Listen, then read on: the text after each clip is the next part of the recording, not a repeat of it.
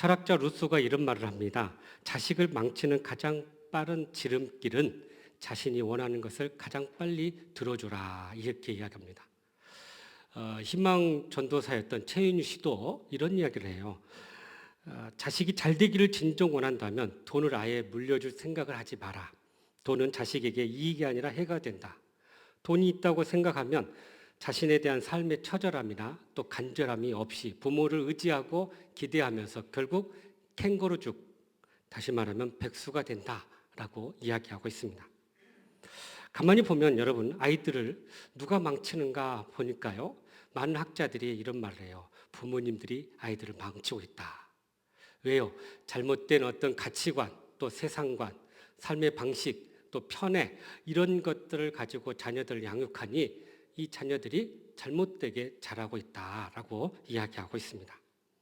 그래서 많은 믿음의 선배들은 우리 자녀들에게 절대 유산을 물려주서는 안 된다.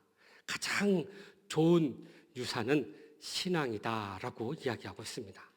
그래서 우리가 어떤 상황에서도 우리 자녀들 안에 예수님이 거하시고 또 믿음의 삶이 이렇게 바로 세워져 있는 우리 자녀들은요, 어떤 상황에서도 방황하지 않고 믿음의 복된 길을 걸어가게 될 줄로 믿습니다. 근대 교육의 아버지인 스위스의 페스탈로치가 이런 이야기를 합니다. 이 세상에서 지식을 가르치는 머리 학교도 있고 또 기술을 가르치는 손끝 학교도 있는데 문제는 마음을 가르치는 가슴 학교는 없다라고 이야기합니다. 여러분, 가슴 학교가 뭘까요? 우리의 마음을 이렇게 훈련하고 또 마음을 이렇게 채워주는 그 훈련들이 있어야 되는데 이것이 일반 학교에서는 어렵고요. 어디서 가능하냐? 바로 가정에서만 가능하다는 거예요. 그래서 우리 가정에서 우리 자녀들이 이러한 마음 훈련들을 잘 받고 자라야 되는데요. 그래서 가정교육은 아무리 강조해도 지나치지 않다라고 이야기하고 있습니다. 가정에서 우리 자녀들이 믿음 안에서 자라는 것이 결국 이 자녀를 통해서 하나님의 영광이 드러나게 되기 때문입니다. 그래서 가정은 우리 자녀들이 인격적으로 자라고 또 삶을 배우고 신앙의 뿌리가 이렇게 형성되는 그러한 곳이라는 거예요. 그래서 가정에서 우리 자녀들을 신앙으로 가르치는 것이 너무나도 중요하다는 것을 말씀해 주고 있는 것입니다. 오늘 말씀은 유대인들의 가정교육의 뿌리가 되는 말씀입니다. 모세가 이스라엘 백성들을 모압 평지에 모아놓고 이제 가나안 땅을 건너기 전에 마지막으로 이 백성들에게 강조한 말씀인데요. 특별히 새로운 땅, 가나안 땅에 들어가서 그곳에서 살아갈 때 우리 자녀들을 어떻게 가르쳐야 될 것인지를 우리에게 말씀해 주고 있습니다. 그러므로 오늘을 사는 우리들이 우리 자녀들을 어떻게 믿음으로 세워가야 할 것인지 오늘 또 주시는 말씀을 통해 주님의 음성을 듣고 그렇게 순종함으로 신앙의 대를 이어 아름다운 믿음의 가정을 세워가는 저와 여러분 되시기를 주님의 이름으로 축복합니다. 먼저 우리 4절과 5절 말씀 같이 읽어보죠. 시작. 이스라엘아 들으라. 우리 하나님 여호와는 오직 유일한 여호와이시니 너는 마음을 다하고 뜻을 다하고 힘을 다하여 내 하나님 여호와를 사랑하라. 아멘. 여기 보면 이스라엘아 들으라라고 이야기하는데 원래 히브리 원어에는 쉐마 이스라엘 그래요. 그래서 쉐마 들으라 이스라엘아 이렇게 이야기합니다. 근데 이 들으라 쉐마라는 말 무슨 의미일까요? 단순히 들으라는 개념이 아니에요. 이 히브리어의 들으라는 말은요, 그것을 집중해서 들으라 그런 의미가 있고요. 또 하나는 그것을 듣고 복종하라 혹은 순종하라 라는 의미까지 담겨져 있습니다. 그러니까 단순히 우리가 듣는 개념보다는 그것을 듣고 마음에 새겨서 그것에 순종하라 라는 의미가 있다는 거예요. 그러면 무엇을 들어야 할까요? 5절에 그 내용이 나오는데 5절에 보면 유일하신 하나님을 우리가 사랑해야 되는데 그 하나님을 어떻게 사랑하냐? 마음을 다하고 뜻을 다하고 힘을 다하여 사랑하라 라고 이야기합니다. 그러니까 우리의 삶의 가장 근본적이고 최종 목적은 바로 하나님을 사랑하고 하나님을 영화롭게 하는 것이 우리의 삶의 존재 이유라는 것입니다. 그래서 하나님에 대한 그 사랑을 뭘로 나타내냐? 그 하나님이 하신 말씀을 우리가 듣고 순종하는 것으로 우리가 하나님을 사랑하는 것이 삶으로 나타나게 된다는 것입니다. 하나님께서 우리에게 10개의 계명을 주셨어요. 그 10개의 계명을 예수님께는 두 개의 계명으로 압축해 주셨는데 바로 하나님 사랑과 이웃 사랑입니다. 그런데 이것을 유대인들은 좀 더 세분해서 지켰는데요. 예를 들면 뭐뭐 하라라는 계명을 10개의 계명에서 세분해 가지고 248개의 계명으로 만들었고요. 또 하지 마라라는 개념을 365개의 개념으로 만들어 가지고 총 613개의 조항으로 만들었어요. 그래서 이것을 지키고 이것에 따라 순종하냐에 따라서 이것을 하나님을 사랑하냐 그렇지 않느냐로 이렇게 그들이 기준을 삼았던 거예요. 그래서 유대인들이 결국 하나님을 사랑한다는 것은 하나님께서 말씀하신 것을 삶 가운데서 지키냐 아니냐 그걸로 평가를 했던 거죠. 그래서 오늘 이 유대인들이 이 하나님을 사랑하는 방법에 대해서 3가지를 구체적으로 예를 들었는데요. 오늘 말씀 보니까 먼저 마음을 다하라라고 이야기합니다. 이 히브리어로 레바브라는 것이 마음인데요. 이것은 우리의 지, 정, 의 모든 인격적인 것을 다하여서 하나님을 사랑하라라고 말씀하고 있습니다. 두 번째는 뜻을 다하라 그래요. 히브리어로 네파시라는 말인데 뜻은 우리의 정서적인 마음, 그러니까 영혼을 이야기합니다. 그래서 영어로 soul이라고 해석을 하고 있어요. 세 번째는 힘을 다하라 그래서 메오드라는 것인데 힘은 우리의 열정과 우리의 모든 힘을 다하라라고 이야기합니다. 그래서 마음과 영혼과 우리의 열정을 다해서 하나님을 사랑해야 될 것임을 말씀하고 있는 거죠. 그러면 하나님의 사랑 구체적으로 우리가 삶 가운데 어떻게 해서 실천해 나갈까요? 2가지를 제시해 줄 수 있는데 하나는 전심으로 하나님을 사랑하는데 그 하나님을 우리가 경외하고 신뢰하는 것입니다. 하나님께서 내 삶 가운데 함께 하시고 나를 다스려 주시고 나를 인도하시도록 그래서 하나님이 내 삶의 주인 되심을 인정하고 살아가는 것입니다. 그래서 모든 일을 결정할 때도 모든 것을 선택할 때도 하나님의 뜻을 구하고 하나님의 뜻대로 사는 것이 바로 하나님을 사랑하는 삶이다라는 거죠. 두 번째는 하나님을 사랑한다는 것은 매 순간순간마다 하나님과 영적인 관계를 맺고 살아가는 거예요. 그래서 예배의 삶, 또 기도의 삶, 말씀의 삶을 통해서 하나님과 영적 관계를 끊임없이 맺어가면서 하나님의 뜻을 깨닫고 그 뜻대로 행하는 삶이 바로 하나님을 사랑하는 삶이다라고 이야기하고 있습니다. 여러분, 이스라엘 민족이 바로 이 쉐마의 신앙으로 살아갔을 때 인류 역사상 가장 큰 복을 받게 됐는데요. 그들의 역사를 보면 그들이 얼마나 큰 복을 받는지를 우리가 알게 돼요. 2025년 올해 현재 전 세계 인구 중에 유대인 인구는 0.2%라고 합니다. 이 세상을 지금 이끌고 있는 강대국 미국 안에 있는 유대인들의 인구 수가 전체 인구의 2.4% 정도 된다는 거예요. 그런데 놀랍게도 이 세계와 미국을 이끌어가는 정신적인 힘이 바로 이 유대인들에게서 나타나고 있다는 것입니다. 물리학의 아버지 뉴턴, 또 물리학의 거장인 아인슈타인 다 유대인이었고요. 노벨상을 수상한 자들 30%는 유대인이었고 노벨 과학상 수상자 60%는 유대인이라고 합니다. 미국의 유명한 대학 교수들은 다 이 30% 이상이 유대인들이라는 거예요. 또 헐리우드 영화사나 또 방송국 MBC, ABC 방송국의 모든 소유주도 다 유대인들이라네. 뉴욕타임즈, 월스트리트 저널 신문사도 마찬가지. 세계 5대 이 식량 회사가 있는데 그곳의 3곳의 회사의 소유주가 유대인이고요. 또 세계 7대 이 석유 회사가 있는데 6곳의 소유주가 유대인이라는 거예요. 이게 뭘 의미할까요? 한마디로 전 세계 정치, 경제, 문화, 교육을 주도하고 있는 것이 바로 이 유대인이라는 것을 이야기하고 있어요. 도대체 유대인들에게 이런 힘이 어디서 나올까요? 바로 하나님을 사랑하고 그 말씀 가운데 거하며 살았을 때 하나님께서 그들에게 이렇게 엄청난 축복을 허락해 주셨다는 사실입니다. 그러므로 우리가 이 땅에서 승리하며 살아가려면 오직 유일하신 그 하나님 신앙을 붙잡고 하나님을 사랑하며 살아갈 때 이러한 축복과 은혜를 누리게 될 줄로 믿습니다.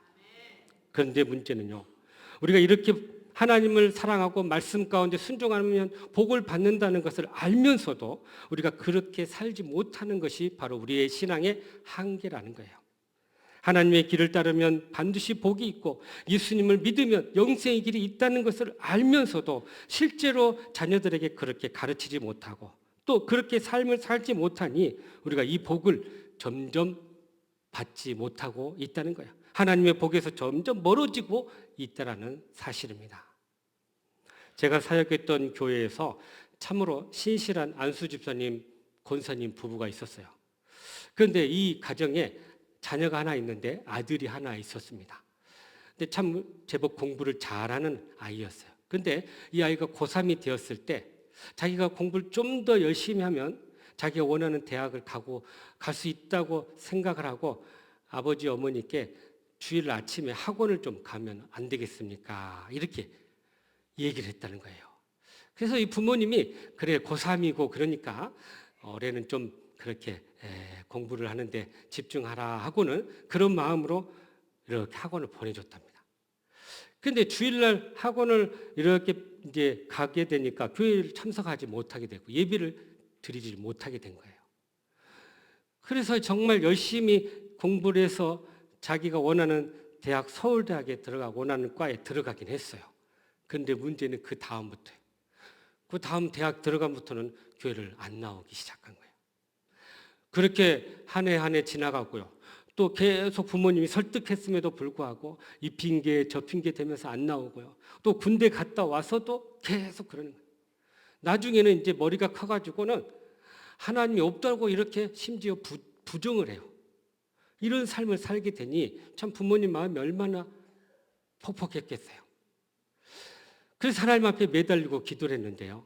여러분, 기도에 그 부모님의 그 눈물의 기도를 하나님이 외면하지 않으셔요. 결국 하나님께서 이 자녀를 이렇게 때려서라도 다시 돌아오게 하셨는데 어떻게 하셨냐면 이 자녀의 한쪽 다리를 마비시키게 돼요. 그래가지고 어느 순간부터 이렇게 절기 시작하는데 쩔뚝쩔뚝 그 건강한 청년이 껄뚝쩔뚝 걷는 거예요. 그래서 병원에 가보고 좋은 의사를 만나보고 또 뭐 좋은 약을 다 처방해도 원인이 없고요. 치료가 안 되는 거예요. 부모님이 그때서야 깨닫고 하나님 앞에 우리 기도하자. 가서 목사님께 안수기도 받자. 그렇게 해가지고 겨우 설득해서 목사님 앞에 나아가서 안수기도 받고 그때부터 마음이 열리기 시작했고요. 거기서 회개하고 그리고 주님을 인격적으로 만났다는 거예요. 여러분, 이 일을 겪으면서 이 권사님이 저한테 한 말이 있어요. 그때, 그러니까 고3 때 주일날 학원 간다 그때 그걸 막았어야 되는데 그때 그걸 막았어야 되는데 그렇게 한탄하시더라고요. 여러분, 그러니까 잠시 공부를 해서 신앙을 떠난 것이 결국은 사탄의 그 마음을 빼앗겨버리는 결과를 가져오더라는 거예요. 그래서 우리 자녀들을 말씀으로 키우고 신앙으로 키우는 것이 바로 우리의 사명이라는 사실을 꼭 기억할 수 있기를 간절히 바랍니다. 그러므로 우리 믿음의 성도들은 먼저 하나님의 그 사랑으로 무장하고요. 그 사랑 가운데 우리가 말씀에 순종함으로 우리 자녀들에게 정말 신앙의 본이 되어 이 자녀들을 잘 이끌어갈 수 있기를 간절히 바랍니다. 계속해서 우리 6절 말씀이네요. 시작. 오늘 내가 내게 명하는 이 말씀을 너는 마음에 새기고. 아멘. 여기 말씀을 마음에 새기라고 이야기합니다. 여러분, 마음에 새기라는 말 원어로 어떤 의미냐면 그것을 내 마음에 있게 하라 이렇게 이야기하고 있어요. 말씀을 내 마음에 있게 하라. 이걸 좀 더 의역하면 이런 표현이에요. 말씀이 우리의 삶을 지배하고 다스리게 하라. 말씀 가운데서 살아가라는 거예요. 그런데 이게 완료형이에요. 그러니까 일시적으로 한 번 그렇게 하는 게 아니라 지속적으로 말씀이 내 위에 있게 하라. 내 삶 위에 있게 하라라고 말씀하고 있습니다.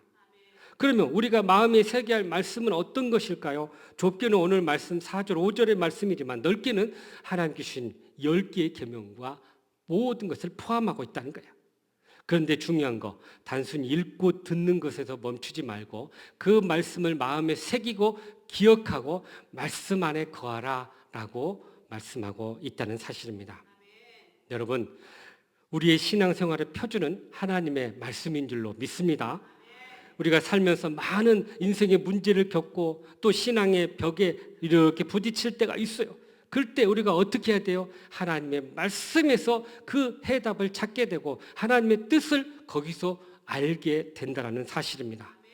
사람과의 갈등과 어려움을 겪을 때도 결국 말씀을 통해서 하나님의 뜻을 알게 되고 거기서 그 문제를 해결하게 될 줄로 믿습니다. 그러므로 우리가 이 말씀을 따라 살고 말씀 안에 거할 때 우리는 반드시 승리하게 될 줄로 믿습니다. 그런데 많은 경우에 우리가 문제가 생기면 하나님의 말씀보다는 자기의 경험과 이성과 이익과 감정을 앞세울 때가 얼마나 많은지요. 그러니 인생을 실패할 수밖에 없는 거예요. 그러나 우리는 하나님의 말씀에 근거를 두고 거기에서 하나님의 뜻을 구할 때 진정한 인생의 해답을 찾게 될 줄로 믿습니다. 그래서 하나님의 말씀 안에는 하나님의 뜻이 담겨져 있고 하나님의 말씀 가운데 살아갈 때 우리가 하나님의 인도하심을 받게 될 것이고 그렇게 순종하며 살 때 하나님의 영광을 드러내게 될 줄로 믿습니다. 그래서 시편 119편 105절에 이렇게 말씀하시네요. 시작. 주의 말씀은 내 발의 등이요 내 길의 빛이니이다. 아멘. 하나님의 말씀이 내 발의 등이요 내 길의 빛이다. 내 인생의 빛이고 등이다라고 이야기합니다. 그러면 그 말씀만 따라가면 이 어두운 세상에서 반드시 승리하게 될 줄로 믿습니다. 여러분들에게 자녀를 믿음 안에서 잘 키운 한 사람 소개해 드리고 싶은데요. 바로 전 예일대 교수였던 전혜성 박사입니다. 이분이 자녀를 6명을 뒀는데 모두 다 미국의 유명한 아이비리그 대학교를 보낸 거예요. 그리고 졸업하고 미국의 사회 곳곳의 중요한 요직들을 맡게 됩니다. 그래서 어떻게 이 사람이 이렇게 자녀들을 잘 키웠나 이것이 연구 대상이 됐어요. 그래서 미국 교육부에서 선정을 했어요. 동양계 미국인 가정교육의 연구 대상으로서 도대체 어떻게 했길래 이런 결과가 나라고 연구를 했습니다. 그리고 그것을 발표를 했는데요. 이 전혜성 박사가 자기의 이 가정교육의 비법을 이렇게 책을 하나 썼는데 섬기는 부모가 자녀를 큰 사람으로 키운다라는 책입니다. 여기에 이 자녀들을 신앙으로 교육하는 5가지 원리를 우리에게 소개해 주고 있습니다. 첫 번째는 모든 것의 중심이 부부가 되어야 된다라고 이야기합니다. 우리는 많은 경우에 자녀를 중심으로 이렇게 생활의 패턴이 짜여지는데 사실은 바뀌었다는 거예요. 부부가 모델이 되고 모범이 되고 부부가 신앙생활 잘하고 부부가 이렇게 아름답게 행복하게 사는 모습을 보여줄 때 이 자녀들이 오히려 그것이 더 큰 혜택을 주더라는 거예요. 그래서 전혜성 박사가 이런 말을 해요. 무조건적인 사랑은 바람직하지만 무조건적인 희생은 바람직하지 않다라고 이야기합니다. 그러니까 적당히 자녀들에게 독립할 수 있고 또 우리 부모님들 적당하게 누릴 수 있어야 된다는 거예요. 그런데 우리는 너무나 많은 희생을 치르면서 자녀들에게 그야말로 다 내어주고 있는 거, 이것이 바로 문제라는 거죠. 둘째로 아이들로 하여금 선택하고 그 선택에 책임을 지도록 하라는 거예요. 우리 자녀들이 무슨 일을 할 때 다 자기 스스로 생각을 해야 되는데 가만히 보면 우리나라는요, 뭐 전공을 선택할 때도 그러고 직장을 얻을 때도 그러고 결혼할 때도 그러고 다 부모님의 그런 허락을 받고 도움을 받는 경우가 많다는 거예요. 그래서 이런 말을 합니다. 이분이 그 아이들이 그것을 선택할 때 그것이 과연 얼마나 이 사회에 유익이 되고 그것을 통해서 얼마나 하나님께 영광이 될 것인지를 한번 보고 선택하라. 그리고 그 책임은 너에게 있다. 이렇게 가르쳤다는 거예요. 세 번째는 이 자녀들에게 자기 역할에 대해서 충분한 인식을 하게 했다는 거예요. 많은 경우에 부모님들은요, 이 자녀들 출세에 대해서만 관심이 있고 성공에 대해만 관심이 있는데, 그러나 믿음의 자녀들을 어떻게 키워야 되냐? 사회에서 어떤 역할을 하며 살아가야 되는지, 사회에서 어떤 빛의 역할을 해야 될지, 그래서 선한 역할, 또 돕는 역할, 섬기는 역할, 또 세상을 밝히는 역할을 하도록 도왔다는 거예요. 그래서 이 자녀들로 하여금 이 세상에 빛된 삶을 살도록 인도했다는 거죠. 네 번째는요, 재능보다 덕이 먼저다라고 가르쳤어요. 그러니까 많은 경우에 성공하기 위해서 막 재능 개발만 막 하는데 중요한 것은 먼저 마음을 이렇게 만들고 사람이 되도록 키웠다는 거예요. 그래서요, 이 미국 대학 입학 원서에 보면은 이 공부 내신 성적만 들어간 게 아니고 그 안에 보면은 얼마나 사람들에게 봉사했냐, 얼마나 다른 사람들 도왔냐, 이 봉사 점수가 굉장히 중요하다고 해요. 그래서 이렇게 봉사 활동을 많이 하도록 한다는 거죠. 다섯 번째는 대화의 중요성을 이야기합니다. 그래서 자녀들과 끊임없이 대화를 하는 거예요. 아주 사소한 것들도 오늘 어떤 일이 있었는지 묻고 계속 대화하는 것이 중요하다라고 이야기합니다. 여러분, 서양 격언에 이런 말이 있어요. 피아노를 갖는다고 다 피아니스트가 되는 것은 아니다. 마찬가지로 애를 낳는다고 해서 모두 다 부모가 되는 것은 아니다라고 이야기합니다. 아이를 낳는다고 다 부모가 아니라는 거예요. 잘 길러야 부모라는 거예요. 그래서 훌륭한 부모가 되기 위해서 우리는 공부하고 노력해야 된다는 거예요. 좋은 부모가 되도록 노력해야 된다는 거죠. 그래서 행동주의 심리학자인 엘버트 벤투라라는 분이요, 이 자녀 교육에서 가장 효과적인 방법을 하나 소개했는데 그것은 바로 모델링이다라고 이야기합니다. 우리가 먼저 모델이 되어서 그것을 보여줘야 한다는 거예요. 그래서 우리가 하나님의 말씀을 새기고 말씀대로 순종하고 사는 그 모습을 우리 자녀들이 보고 배울 때 우리 자녀들도 자연스럽게 복음의 삶을 살아가게 될 줄로 믿습니다. 그러므로 우리 부모들이 먼저 하나님의 말씀을 새기고 말씀 안에 거하고 말씀 가운데 삶의 본이 되어서 우리 자녀들을 영적으로 잘 이끌어갈 수 있기를 주님의 이름으로 축복합니다. 마지막으로 우리 7절과 8절 말씀이네요. 시작. 내 자녀에게 부지런히 가르치며 집에 앉았을 때에든지 길에 갈 때에든지 누워 있을 때에든지 일어날 때에든지 이 말씀을 강론할 것이며 너는 또 그것을 내 손목에 매어 기호로 삼으며 내 미간에 붙여 표로 삼고. 아멘. 자, 율법을 마음에 새기는 것에만 멈추지 않고 이것을 자녀들을 위해 부지런히 가르치라라고 이야기합니다. 이 부지런히 가르치라는 이 말의 원어를 보니까요, 이걸 뭐라고 하냐면은 철저하게 또는 날카롭게 이런 표현이 들어가 있어요. 그러니까 자녀들을 아주 철저하게 가르치라는데요. 그래서 뭐라고 하냐면 이 하나님을 향한 신앙이 식어지지 않도록 집에 앉아 있을 때든지 길을 걸어갈 때든지 또 누워 있을 때든지 일어날 때든지 항상 말씀을 강론하라라고 이야기합니다. 여러분, 이 강론하라는 말이 영어로 뭐라고 하냐면 토크 어바웃이에요. 대화하라는 거예요. 내가 하나님 앞에 받았던 말씀, 깨달았던 말씀, 도전이 됐던 말씀, 이것들을 자녀들에게 자꾸 가르쳐주라는, 이야기하라는 거예요. 또 이 말씀을 통해 순종했을 때 어떤 결과가 일어났는지를 자꾸 알려주라는 거예요. 그것이 바로 강론이에요. 그래서 받은 은혜들을 자꾸 나눠주세요. 나는 이런 말씀을 오늘 깨달았다. 오늘 말씀 가운데 이런 은혜가 있었다. 이것을 내가 순종했더니 이런 열매가 있었고 결과가 있었다 하고 가르치라는 거예요. 그것이 바로 말씀을 가지고 대화하는 것입니다.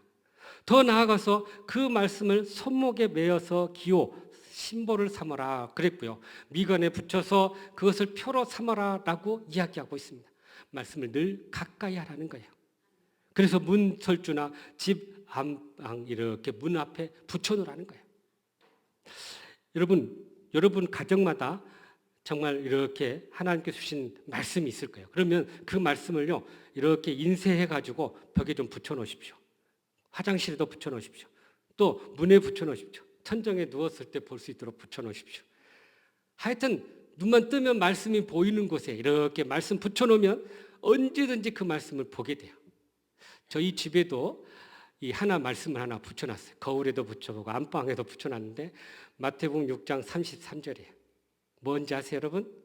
그런즉 너희는 먼저 그의 나라와 그의 의를 구하라.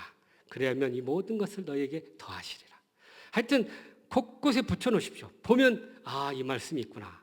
그것이 마음에 새겨지게 되고 또 삶으로 나오게 된다는 것입니다. 그런데 여러분, 우리가 부지런히 가르치는데요, 또 하나 중요한 게 있어요. 이 신앙교육을 할 때 꼭 기억해야 할 것, 가르치는 자와 가르치는 받는 자와의 관계예요. 자녀와 이 부모님과의 관계예요. 이 관계성이 형성돼야만이 이 가르침을 받게 된다는 거예요. 소위 우리는 공감이라고 하고요. 이것을 전문 용어로 라포라고 합니다. 그래서 이런 공감대가 형성돼야만이 마음을 열고 받아들이는 관계가 된다는 거예요. 근데 이 관계성이 없는 상황에서 이렇게 말씀을 주면은 자꾸 이게 거부가 되고 받아들이질 않아요. 그래서 이 관계를 형성한 다음에야 가르칠 때 그 가르침의 효과가 나타난다는 거죠. 상담학자인 에린 보언이라는 사람이 있는데요. 이분이 이런 말을 합니다. 모든 사람은 스트로크 갈망을 추구한다. 이 스트로크 갈망이 뭘까요? 이게 뭐냐면 몸을 통한 사랑의 접촉을 의미하고 있다는 거예요. 그러니까 아이들이 태어나면서부터 이렇게 접촉을 통해서 사랑을 느끼고 받게 된다는 거죠. 그래서 우리는 자녀들을 자꾸 만져주고 부딪혀주고 이렇게 놀아주고 심지어 껴안아주고 눈을 맞춰주고 이 굉장히 중요해. 이게 바로 이 자녀들의 갈망 안에 있는 거예요. 이것이 사랑의 표현으로 나타난다는 거죠. 그래서 이걸 구체적으로 어떻게 이 사랑을 전달할 수 있는가 한 5가지 이야기했는데 첫 번째는 사랑의 몸으로 접촉하라. 아까도 얘기했지만 계속 악수를 하든지 등을 이렇게 다독해 주든지 머리를 쓰다듬어 주든지 허그를 해 주든지 자꾸 스킨십을 하라는 거예요. 두 번째는 인정하는 말을 하랍니다. 그래, 너 참 잘했다. 얼마나 너가 소중한지 몰라. 그리고 또 너는 훌륭한 사람이 될 거야 하고 자꾸 인정해 주라고 이야기합니다. 세 번째는 시간을 함께 보내달라고 해요. 이 자녀들과 함께 하는 시간들을 좀 우리가 내야 됩니다. 그래서 내가 좀 하기 싫어도 이 자녀들과 함께하는 시간을 가질 때 자녀들이 부모님의 사랑을 느끼게 된다는 거예요. 그래서 같이 놀아주고 또 행사가 있으면 같이 따라가주고 또 이 특별한 생일날이나 특별한 날일 경우에 오늘같이 어린이줄 같은 날을 선물도 사주고요. 그렇게 이렇게 같이 해주는 것이 큰 사랑을 느끼게 된다는 거죠. 네 번째는요, 그 아이의 꼭 필요한 것이 무엇인가를 보고 그것을 채워주라고 이야기합니다. 여러분, 이렇게 놀다 보면 그 아이가 뭘 좋아하는지, 뭘 잘 먹는지, 뭘 입는지 이렇게 보게 돼요. 그것을 잘 보고 이 아이에게 필요한 것을 채워줄 때 그것을 이 자녀들은 사랑으로 이렇게 받아들인다는 거예요. 무엇보다도 중요한 거 5번째, 하나님의 그 사람으로 그들을 세워갈 수 있도록 우리가 신앙으로 안내해 줘야 한다는 거예요. 여러분, 홀로 그들이 주님과 동행하는 법을 알게 되면 이 세상에 나아가서 어떤 고난의 상황 속에서도 그들은 신앙을 지키고 승리하게 될 줄로 믿습니다. 그러므로 우리의 자녀들을 주님의 마음으로 사랑하고 부지런히 말씀으로 가르쳐서 그들을 온전히 세워가는 저와 여러분의 삶이 되시기를 주님의 이름으로 축복합니다. 사랑하는 성도 여러분, 우리의 사랑하는 자녀들에게 믿음의 신앙을 잘 전수하기를 원하십니까? 그렇다면 오늘 주신 말씀은 우리 부모님들이 먼저 주님을 사랑하고 먼저 우리가 주님의 말씀 가운데 거할 수 있기를 간절히 바랍니다. 그래서 그 말씀에 순종함으로 살아갈 때 우리를 통해서 하나님의 영광이 드러나게 될 줄로 믿습니다. 나아가서 부지런히 우리가 정말 말씀을 가르치고 또 사랑으로 돌보고 그렇게 섬김으로 우리 자녀들을 영적으로 잘 세워나갈 수 있기를 간절히 바랍니다. 그래야 신앙의 대를 아름답게 이어가는 저와 여러분의 삶이 되시기를 주님의 이름으로 축복합니다. 기도하겠습니다. 사랑과 은혜가 풍성하신 하나님, 참으로 우리에게 맡겨진 이 귀한 영혼들을 우리가 잘 가르치고 전하여서 아름다운 신앙의 사람으로 세워갈 수 있게 하여 주시옵소서. 그래서 신앙의 대를 잇는 아름다운 믿음의 가정들이 다 될 수 있도록 축복하여 주시옵소서. 예수님의 이름으로 기도하옵나이다. 아멘.